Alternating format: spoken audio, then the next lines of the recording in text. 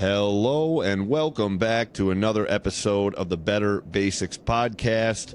Dylan, we're going to get started with the only way we can, and that is giving out our political endorsement. We haven't done that yet.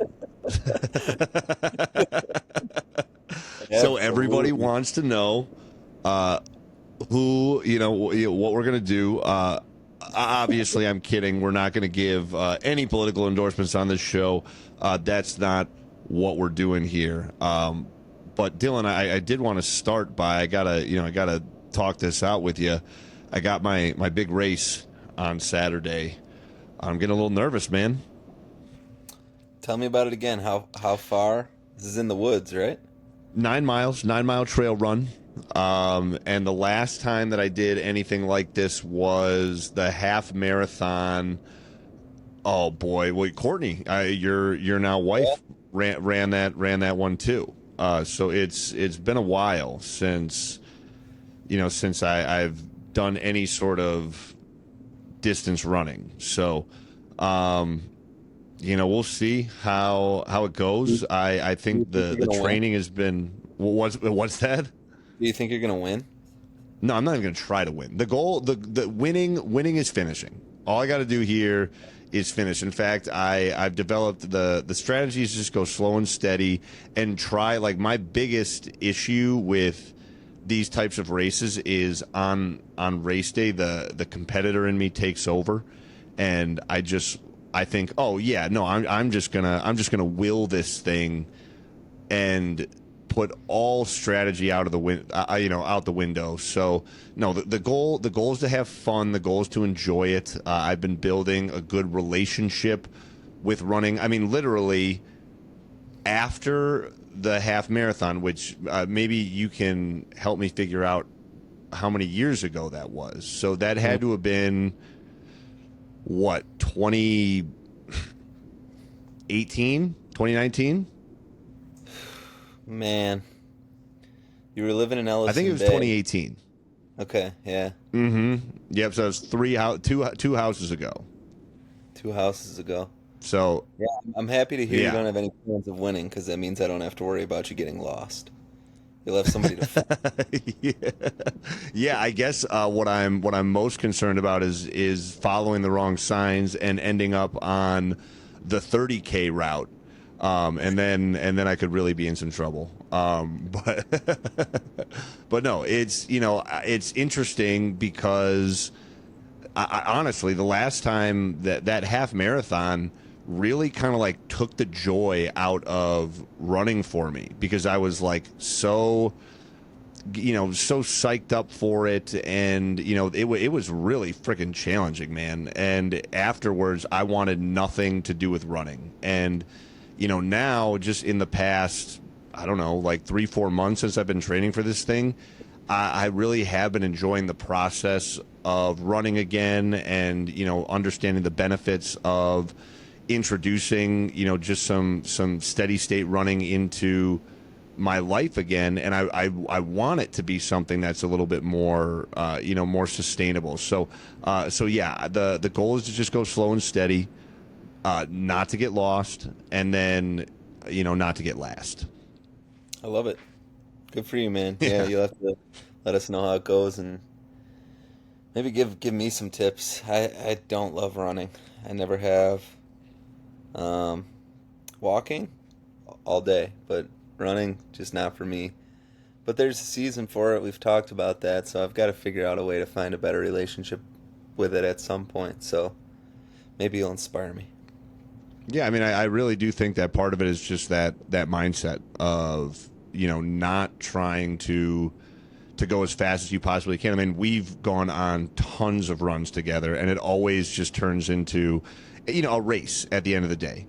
And by kind of just like flipping that on its head and purposefully going slow, intentionally slowing down, turning it into more of just like a trip in nature, and getting that steady state cardio in has been a huge thing for me. So I mean, that'd be where I would start. Speaking of where we're going to start, let's start with the hot topic of the day. which we might as well rename the Menno Henselman's hot topic of the day, because this study once again was reposted by him, and this is a good one. Dylan, why don't you introduce it? Yeah, he does such a good job of distilling complicated scientific journals into really applicable information. So this is a new study 2024 from the International Journal of Health Promotion and Education, and the title on it was "Fit Students Have 3 times Higher Odds of Good Grades." And I pulled this one out because I think it's another kind of interesting indication of the value of fitness for not only the things that we traditionally associate with, like better physique or lower weight, or the kind of physical components, but again, the mental opportunity that exists within fitness. So this was a meta-analysis. It looked at 36 studies, and the general conclusion of it was that students with high physical activity levels were substantially more likely to have good academic performance than students with low activity levels. So Yeah. Yeah, go ahead.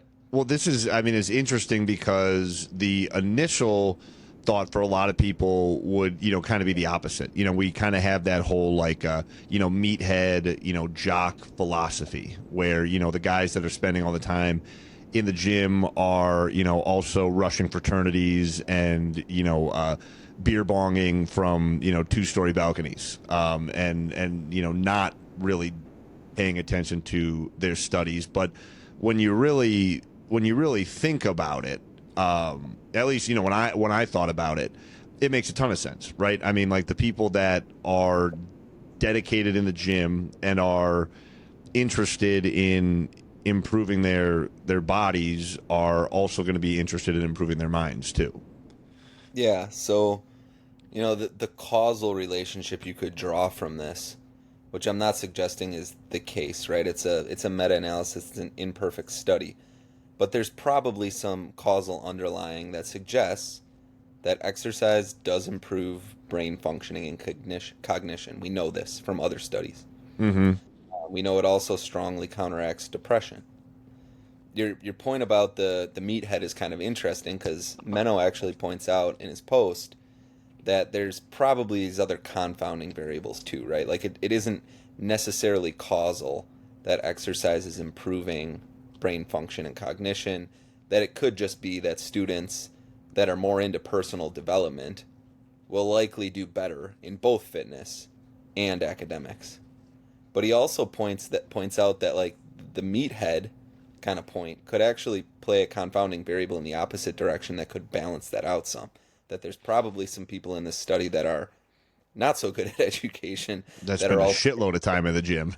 right, that spend too much time in the gym. So I think there is this causal underlying, and it's interesting to see another study highlighting the importance of exercise for things like the function of our brain, the health of our brain. So yeah, fitness is not just about looking good. It's not just about feeling good. It's very, it very much can be about those things, but also about how our brain feels and functions. Yeah, and I don't think it really matters if it is like, it's if it's a chicken before the egg thing. If a person who is, going to get good grades is also going to take care of their body, or if somebody who is interested in taking care of their body is also going to develop an interest in getting better grades, I don't think it really matters, where it comes from. Just understand that if you're a student and you exercise, you are 3 times more likely to get better grades. It is that simple. Now, is that going to be the end all be all? Absolutely not. But all you need to understand is it has those positive effects that spread out into the rest of your life. So, yeah, I don't think it really matters, why, what's happening, what came first. When this is the information that we have, we know it's true. So, just get your exercise in, and everything else is going to be a lot more likely to fall into line for you. Yeah, man. Okay. Let's transition to the newest segment on the podcast. It's worth it. Dylan, you got another product for us this week. This is actually something that I have been curious about. I've been getting a shitload of Target ads for it recently. So when you told me that you were taking these, I was excited to get your take on it. It's the Legion. It was creatine gummies, specifically Legion brand. Yeah, I've got a lot of targeted ads for creatine gummies in general too. I I love Legion. I think they do a great job with their products. They're well sourced, they're well tested for things like heavy metals, um, clean ingredients. So I'm a big fan of Legion, so I figured I'd give these a try. I think first I just want to talk about creatine and its benefits. We've mentioned it on the podcast before, but it's worth repeating. Creatine's a naturally occurring compound in your muscles, and you can supplement it, take it exogenously through what would typically be a powder, and then your muscles will store more of it. And so, what this does in your muscles is helps you to produce energy during high intensity exercise. So, when you store more of it, it allows your body to produce more ATP, the primary source, energy source for your muscles, and can give you an energy burst, give you the ability to push a little harder, lift a little heavier, get that extra rep in. And then beyond that, there's all these new studies showing the benefits it can have for brain health, for increased mental clarity, for memory formation. There's studies suggesting it may mitigate against symptoms of depression, and it's helping you maintain muscle mass, especially as you age. I've talked to my parents a lot about taking creatine. What's great about it is that it's one of, if not the most researched and safest supplements on the market. So we've also talked about how the supplement industry can get a little iffy. This one has been well studied. It's generally very safe. It may irritate the gut a bit. Some people will have issues if they take it. A little bit of a gut irritant, get a little gassy or bloated. If that's true for you, you can split the dose. Dose being 5 grams a day, roughly, for the average person. For maybe a smaller female, it could be more like 3 grams. So you could do 2.5 morning, 2.5 night, 1.5 morning, 1.5 night. And the other advantage is that it's incredibly inexpensive. Like it really doesn't cost much at all. You can find, I think it's like bulk supplements. You can get creatine monohydrate powder at like 5 cents a serving. So it's really inexpensive, relatively simple to take. So it's effective, it's safe, and it's inexpensive. So for those reasons, it's a supplement that I think is really good, that most people should experiment with and try. Obviously, that's not medical advice. Talk to your doctor before you do that. But those are good things when we're talking about supplements. Those are good qualities. Some of the higher quality ones are more like 50 cents per serving when we're still talking about the powder. And by higher quality, we typically mean it's micronized, it's a finer powder, may have a little less impact on your gut. So we're talking with Yeah, the it powders. mixes better. Mixes a little better, yeah. So with the powders, we're talking typically somewhere between 5 cents and 50 cents a serving. Now the market has started to come out with pretty much every supplement in gummy form. And I personally think it's awesome.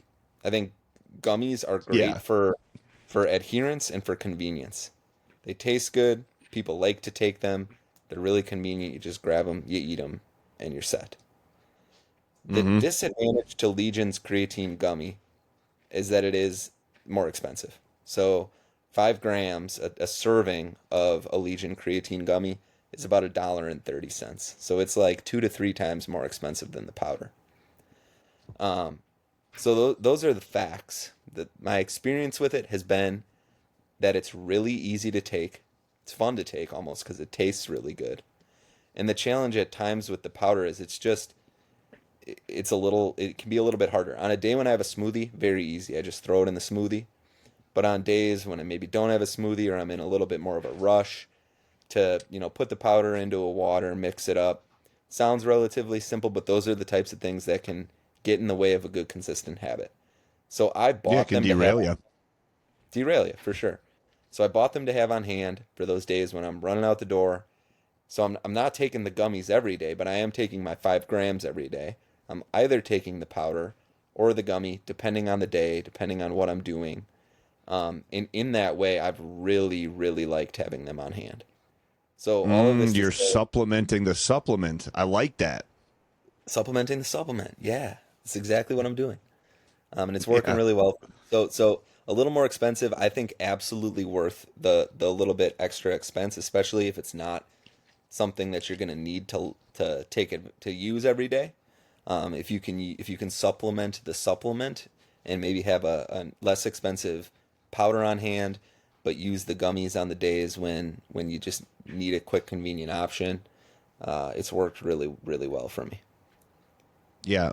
As someone that has struggled with creatine adherence, I mean, I try to take 10 grams a day because that is, especially as a larger individual. And then you also start to see a lot of those studies that are showing the cognitive benefits, a lot of the brain health, mental clarity, memory formation, that kind of stuff.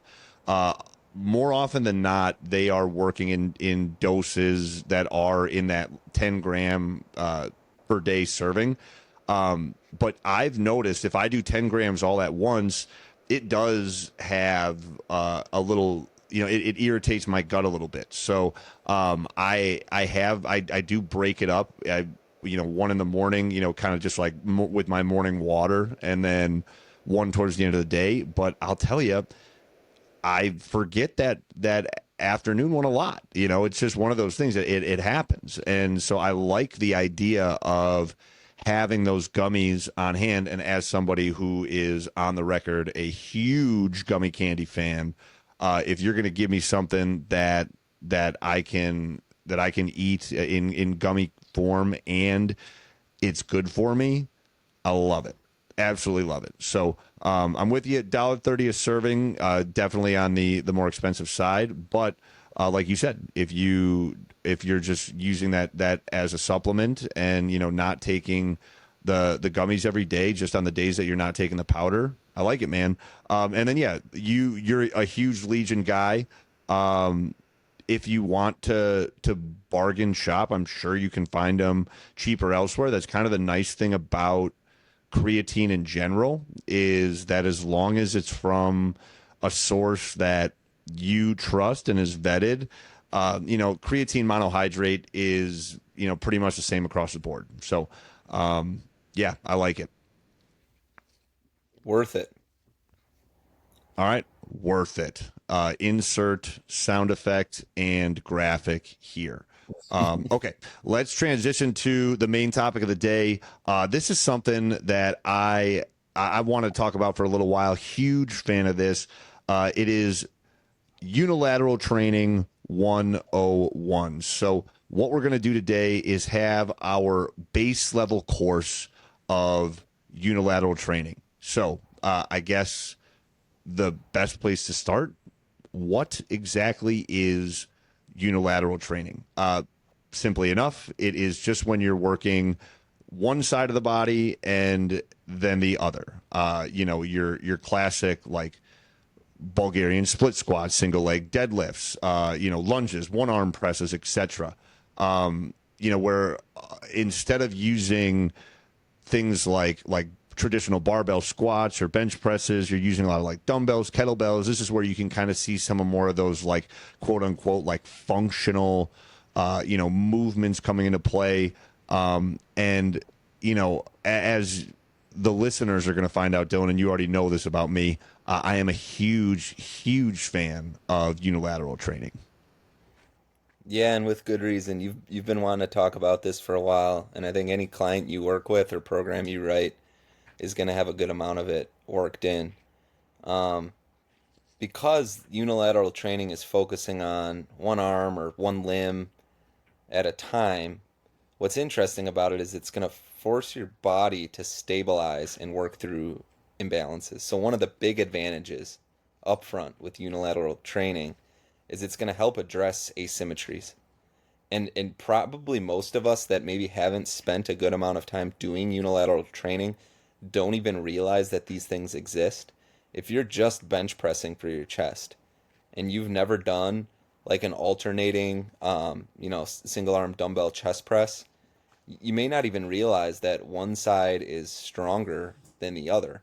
And so what this is going to do is help you to identify some of that and get that thing, get your body symmetrical with regards to your strength. That asymmetry can have an aesthetic impact. It can also have a functional impact. So it's Hmm. good to start to sort of sort out where those exist and try to get that back in balance. So I think that's a big advantage of it up front. Yeah, for sure. And then, as I mentioned already, it's that functional strength. With you just look at how we move throughout the day, very rarely is it totally balanced one side and then the other. So I like these programs, especially when we think about the people that are listening to this podcast and our clients, the everyday athletes, the weekend warriors, the people that are working a 9 to 5 and finding time for the fitness in between their fun and their family. So these are movements that are going to translate really, really well into their everyday lives. Yeah, it's so important. Yeah, this is when it comes to just practical everyday strength, this is the most important way to train. Like these other ways are the more bilateral training is fantastic for building maximum strength. But when it comes to being strong in the planes of movement that the human body goes through the course of the day, whether it's walking upstairs or carrying a bag of groceries or doing work in the yard, you're never really, doing a movement pattern like you would with a barbell back squat, for example, or a Hmm. bench press. So, it's really really important and good in that way. I think the last major benefit up front is core stability and core strength. You and I had a conversation, I think it was during our draft of favorite exercises, where we started to talk a little bit about carries, Yeah. and something like a farmer's carry or a single arm farmer's carry or suitcase carry as it might be referred to, and had a Hmm. little bit of a conversation or debate on the advantage of each. The farmer's carry where it's or the single arm farmer's carry where it's just in one arm is really great because you're carrying something heavy on one side. Therefore, the other side, that core really needs to be engaged in order to stay upright. So there's all sorts of advantages that come with this sort of training, and it should really be programmed in. If you're running any sort of a program and you notice that for more than a phase or two, um, there's no unilateral training whatsoever, it's probably not a great program. Most programs I think that you'd find from us would have unilateral training baked in throughout because I think we both feel it's that important. Yeah, I mean, if you have run basic muscle, you see it from the very beginning. The very first exercise that we have our clients do with that program is the split squat. And there's a reason why when we were writing that, we put that as the priority. And it's because if you look at at these everyday athletes, when you get them into the gym, if you can get them getting their split squat stronger, single leg exercises stronger, watching how that translates to every other movement, every other lower body movement in the gym.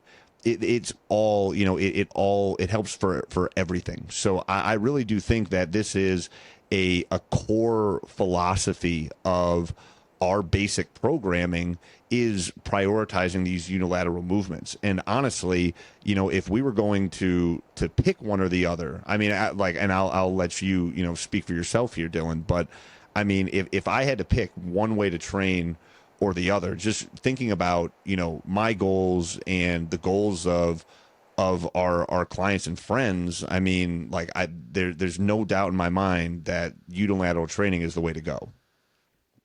Yeah, I tend to agree. I hate it's like asking me if I'd rather give up pizza or burgers for the rest of my life. There's Yeah. no good answer, but I think generally true. Like if you could only do one for the rest of your life, unilateral would be the way to go.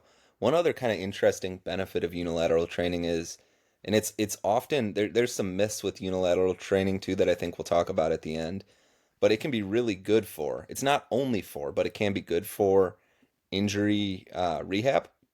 And there's some interesting studies that actually show if you were to sprain your left ankle, for example, and therefore couldn't put any weight on your left leg, that training just the right leg can actually help you maintain muscle Yes, in the totally. injured leg, which is just wild to think about. But it's that overall muscle building signal. I think actually like doing a bicep curl can help you maintain muscle in that left leg, which is crazy to think about.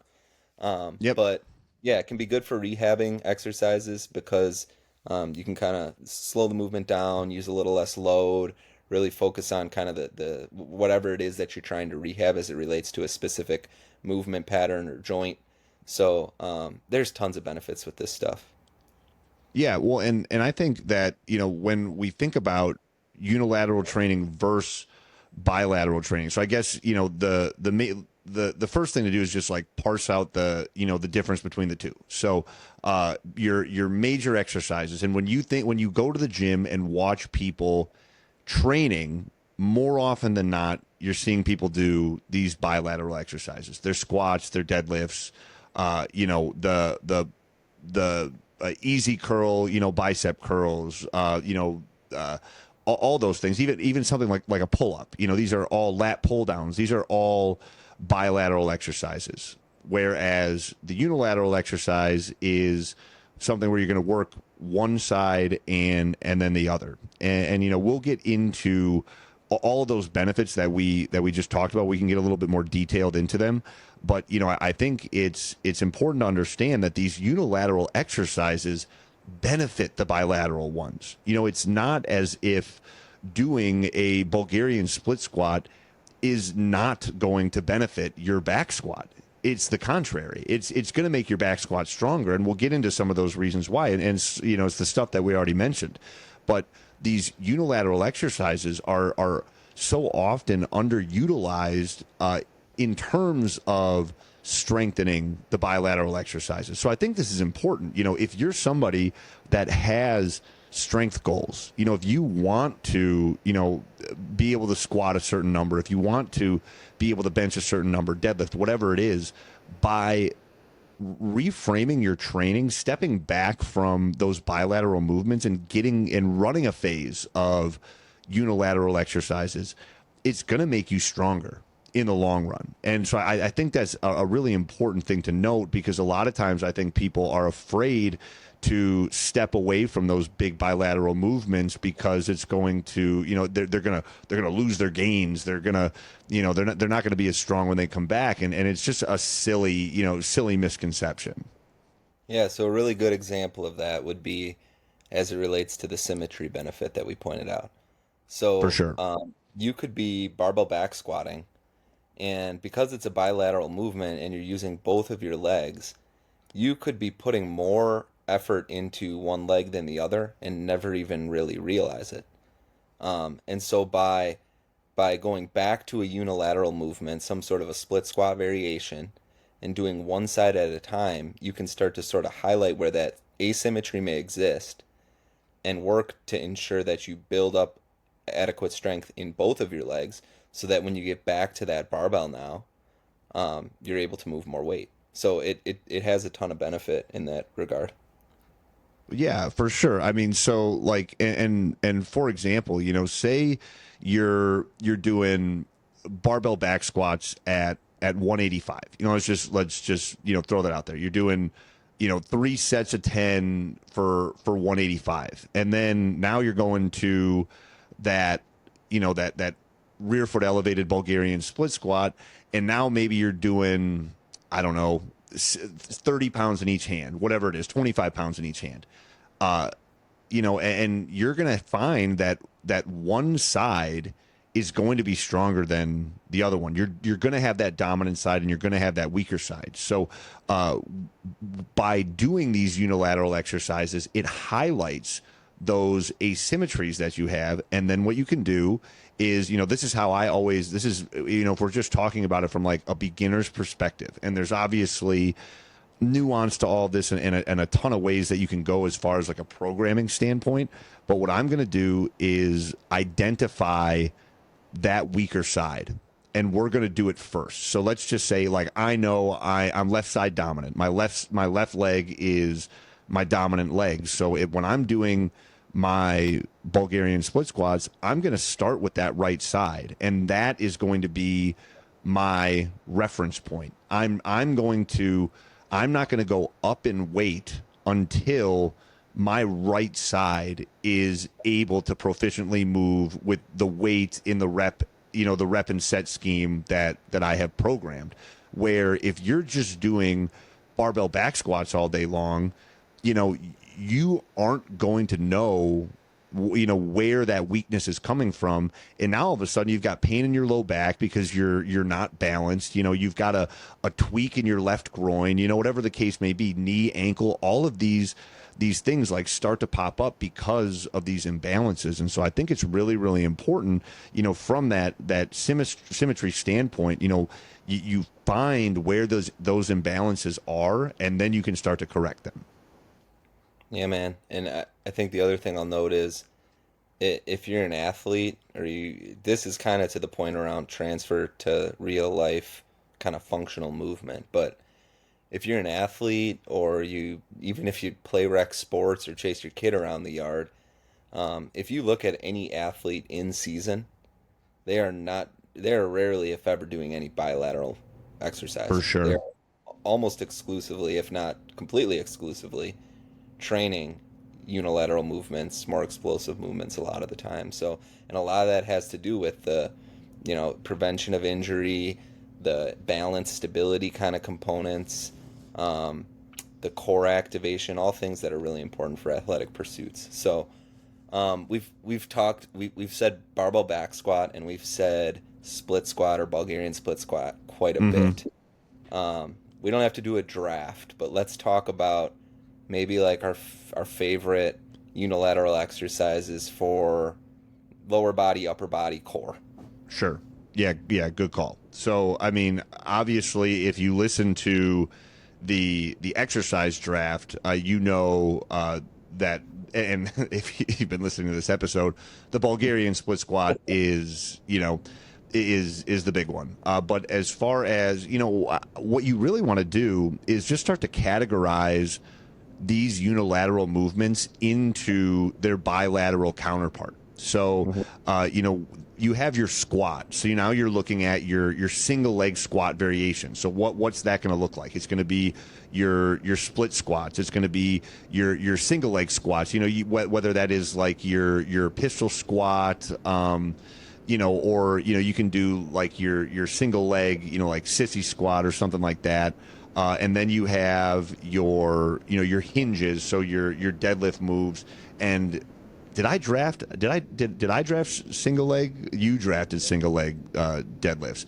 This is such an underrated strength exercise. And it's so good because of all the ways that you can scale it. If you want to make it a balance and stability exercise, you don't use any sort of external support. You're hands free, and the only contact point is that foot on the ground. If you want to make it more of a strength building exercise, if you want to make it a hypertrophy exercise, you can take that. And how I like to program this with clients is take the hand that is the same side as the leg that's planted. So my working leg, let's say my right leg is working, I'm going to take that right hand and I'm going to place it on the rack, or I'm going to, be holding a dowel or something.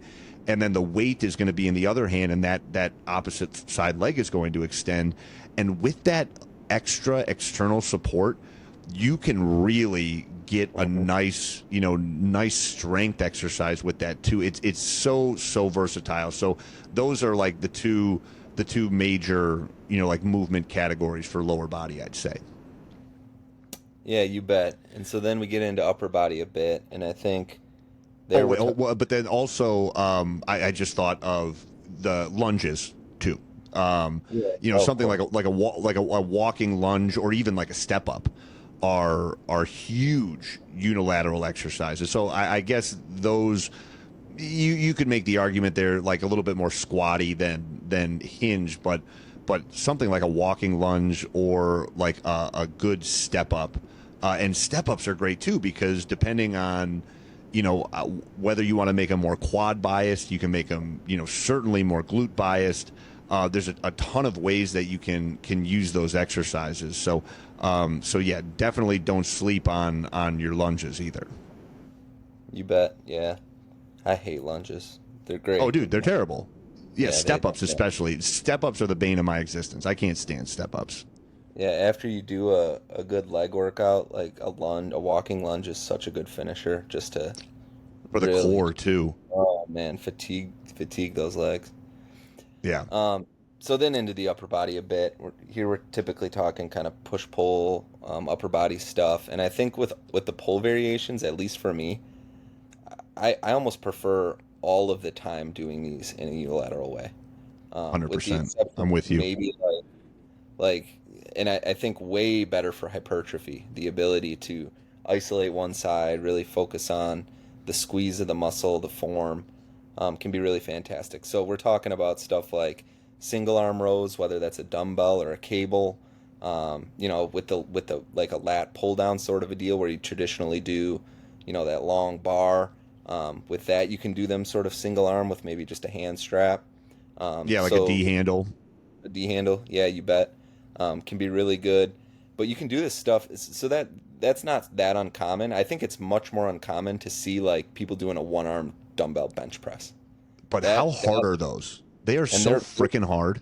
they're so hard, and you can do them in a few different ways, right? You can do it where you just take one dumbbell at a time and you focus on that one side.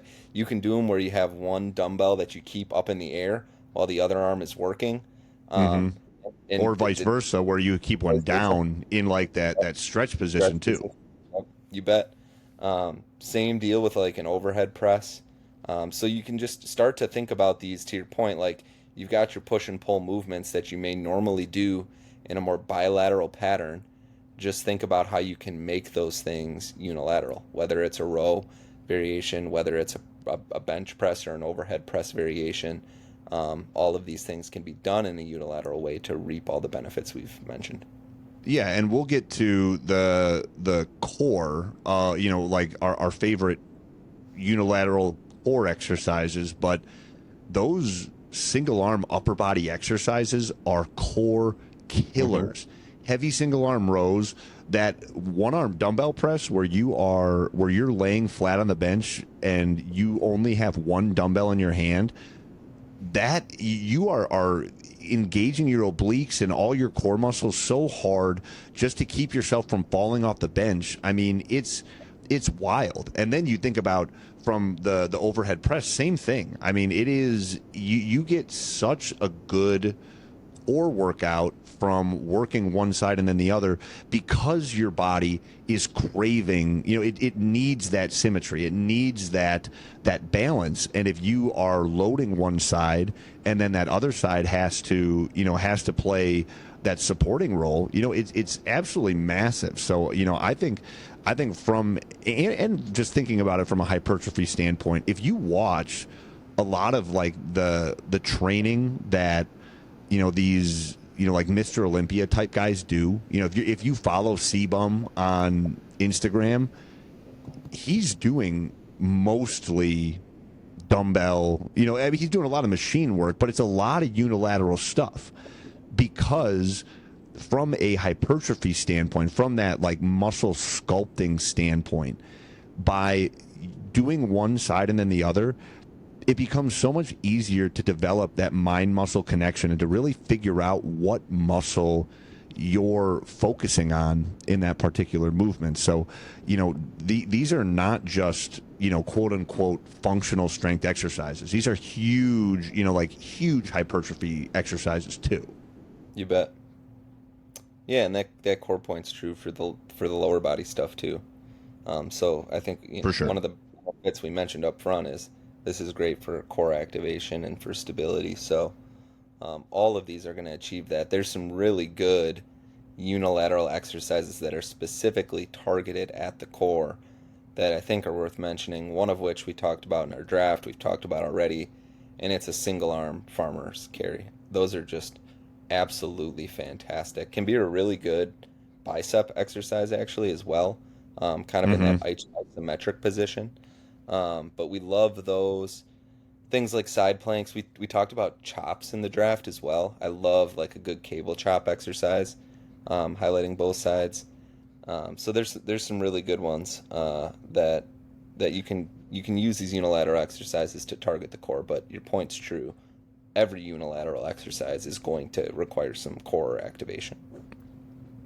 Yeah, you ever do those single arm farmers carries? So you've got a heavy weight in one hand and you're just holding it down, and then you've got a lighter weight that you're holding over your head, and then doing walks that way.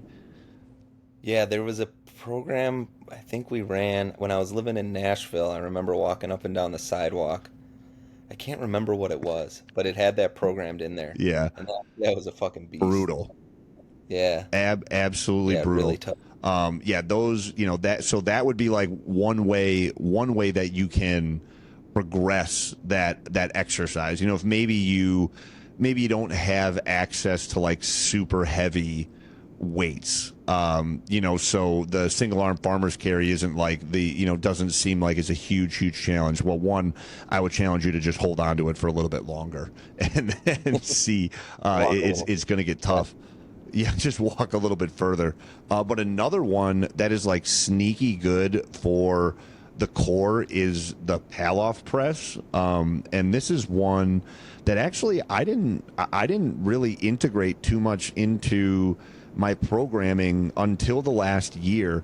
And the Palloff press is what we would categorize as like an anti-rotation core exercise. And so this can be done with either a band or a cable machine. And what you do is you bring it out, the cable or the band out, like you would for a side chop, but then you bring it so it's right in front of your chest, and then you just press it out, and then Hmm. bring it back in. And I know, like, it doesn't seem like a huge movement or something that really is all that challenging, but if you have a good amount of weight on there, that cable or that band is really working to pull you back towards its anchor point. And by going through that press range of motion and resisting that rotation, it is so good. If you think about somebody who has like back pain, or somebody that has trouble stabilizing their core, these anti-rotation type movements can be so important. And a lot of times they just get glossed over, because when we think of basic core movements, we think about regular planks, we think about sit-ups, we think about those traditional like bilateral moves, instead of breaking it up and doing one side and then the other. You bet. So maybe a few minutes on like how to incorporate this. Like how do you fit this into a program or a good workout Hmm. routine? And I think the general school of thought would be to do your heavier bilateral movements first, and then follow them with some unilateral work that gives you the opportunity to work those same muscle groups in a unilateral fashion. I personally think you can do it really either way. In Totally. fact, the program I'm running right now, um, I'm running a bit of a body part split, and I do my Bulgarian split squats and follow it with the back squat. And that's interesting because my, Yeah. my legs are quite fatigued by the time I get to the barbell, so I have to go with lighter weight than I traditionally would. But really gives me an opportunity to load, to your point about it being more than just a functional movement. Like Bulgarian split squats are a fantastic hypertrophy movement. So by doing those first, I can load them a little bit more. I can really focus on one leg at a time and get quite a bit of benefit from them. Yeah, you're going to see most traditional programs are going to have the bilateral work first, and then transition, like you said, into the unilateral work, that quote unquote accessory work after. I really like to flip that on its head and do exactly what you're talking about, because then you have the energy and the core strength for those more challenging movements, being the unilateral ones. Now, it is going to take some humility in the gym, because if you go balls to the walls on your Bulgarian split squats or whatever it is, it is going to be harder if you follow it up with a barbell back squat. It's you're not going to be able to do as much, and so that takes some humility, and you got to check the ego at the door. But I really do think that there is so much benefit from that. I guess, like, as far as what I would recommend for somebody's programming is just whatever you're currently doing. When it's time to switch it up, just do the opposite. If you're leading with your bilateral work, and and then doing your unilateral stuff as secondary, as that accessory work, just flip it on its head. Do a training block where the single leg stuff or the unilateral stuff is the forefront. If you're somebody that is already prioritizing that, then use that balance and that symmetry that you've just built, and go and get after it with your bilateral stuff for a while. Follow it up with some lighter unilateral stuff to make sure that you're keeping that balance and that symmetry. But I think it's such a simple yet just profound way to look at training, which is whatever you're doing now, when it's time to switch it up, just flip it on its head. Yeah, novelty is so critically important to building muscle. I think some of it just has to do with what you're focused on at the point in time you're in the gym. If it's a strength phase and you're really trying to get stronger, you should probably do the bilateral stuff first. Like, you should give the most of your energy to those compound movements. But if it's more hypertrophy, function focused, doing those things, those unilateral movements first can have a lot of benefits. So the answer is both. Both ways are good, and you should give some time to doing it both ways. I guess one point I want to make is, for me personally, this summer as a golfer, I went into this summer doing a lot of almost exclusively bilateral work, very strength focused, doing a lot of squatting, deadlifting, and I was 5.7 golf handicap coming into the summer, and my first month of golf was bad. Like, I was playing very bad golf, and I started to try to modify some things to improve. And one of the things that I did that helped the most was doing more unilateral training. So if you're, like I mentioned already, if you're an athlete of any kind, whatever that means, any sport you do, it's very rare that you're doing it in a bilateral movement pattern. If you're playing basketball, you're doing things on one side of the body or the other. The golf swing, you're transitioning weight from one side to the other. So it can be really good. I'm sure there's a number of people that are listening that play golf. If you're a golfer and you're training to be stronger and better at golf, unilateral training can be fantastic for that. Well, and from a golf perspective, or any of those rotational sports, I think unilateral training and rotational training in general, it needs to be a huge priority, especially, if you look at bilateral training, in general, it's a lot of that same plane, that sagittal plane, which is just like knees tracking forward, butt dropping back, arms going up or out.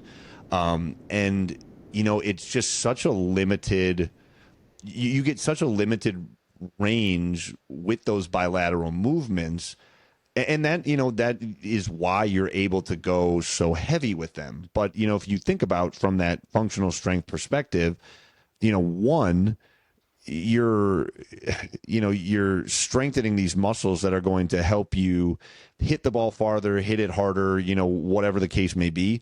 But also, and I think this is equally as important, you're also strengthening the counter to that, because if you are just hammering your golf swing over and over and over again, it's a very repetitive movement, and you are consistently lengthening one side of your body and tightening the other side of your body. And it is very important to train unilaterally so that you can keep that symmetry and keep that balance so that you don't get hurt.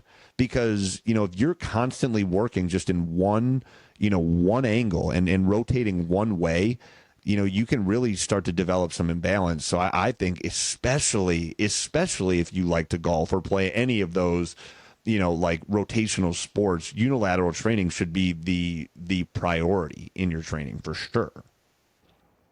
Yeah, so I think unless your ambition is really like power lifter focused, like I want to be as Right. strong as possible to move as much weight as possible. You should really have this incorporated in throughout your training. You can certainly give a season every year to just really focusing on strength, bilateral training, getting very strong. But beyond that season, the other three or how many should really be um, incorporating a good amount of unilateral training. So I'm a huge fan of it. You're a huge fan of it. Any other thoughts before we wrap? No, no. I mean, I think that I think the thing that is most important though is understanding how to, how to start to incorporate it into to people's training. Where like let's say for example, you are benching, you're benching 185.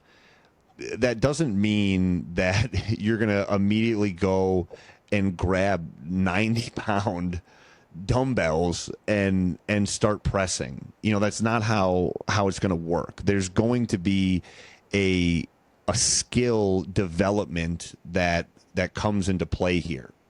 So I think it's really important to make sure that when you're doing this unilateral stuff, you're starting super light, you're focusing on the technique, you're focusing on controlling the tempo, controlling the weight, and really just making sure that, with all of these things in the gym, you're starting light, treat it like a novice, treat yourself like a beginner and build up strength that way, because even though the moves are relatively similar, it's going to feel way different in your body, way different, I promise you. And then, from there, you start to pay attention to the weak spots and those imbalances, really figure out where is that movement hard? Where is it challenging? So, I think that you really you've got to be humble with when integrating these moves. And don't just think that you're going to, oh, well, I do this for the bilateral counterpart, so I'm just going to split the weight in half and I'm going to be good. Yeah, and if you're one of those people that believes the myth that you can't build significant strength or muscle with unilateral Dude, exercises, try it. and you give them a Try it. and you give them a try, and you're the person who tries to benches 185 and tries to grab 90s to do unilateral dumbbell press, that's a significant signal, actually quite to the contrary, that there is a ton of potential in doing that to build strength and muscle, because it's so novel and new that there's all this room for growth, and that novelty to your body will give you a new opportunity to build muscle, to get stronger. So I would really lean into that. Unilateral training is fantastic. We talked about the benefits from core activation, balance, stability, to symmetry, um, to injury prevention, injury rehab, you name it. And this isn't just for beginners. It's not just for injury rehab. It's a fantastic way to train, and it should be something that you prioritize throughout your training journey. Yeah, exactly. That's a wrap. Bring it on home. Let's do it. Let's do it. For the question and answer, we've got one that relates to unilateral training here. Are we going to go with that one, or do you got something else for me, Dylan? I got another one from a listener that asked a question a couple days ago. This person seems to be very interested in our personal experiences. They're the one who asked what we eat for breakfast. They want to know what we're doing for our training right now. Oh, okay, cool. Well, actually, that is that's great, because I'm starting to get a little bit more active on Instagram about what my training is incorporating right now. So if you really are interested in the type of training that I'm doing, go to the Basic Trainer Instagram page, give that a follow, and I'm posting daily about what what type of exercises I'm doing. Right now, I am doing. I'm trying to keep everything super balanced. I'm trying to kind of develop in my mind, what is the ultimate training program. So for right now, as I've mentioned on this podcast a number of times, the goal is to bench 315 by the end of the year. So 1 day a week, I am dedicating entirely to that, kind of upper body strength. So that's the first day of training that I do in the week. The second day is a lower body specific day. Today was mobility kind of recovery. And then I'm also integrating some running with that as well. And then what I'm going to do tomorrow is more just like explosive stuff.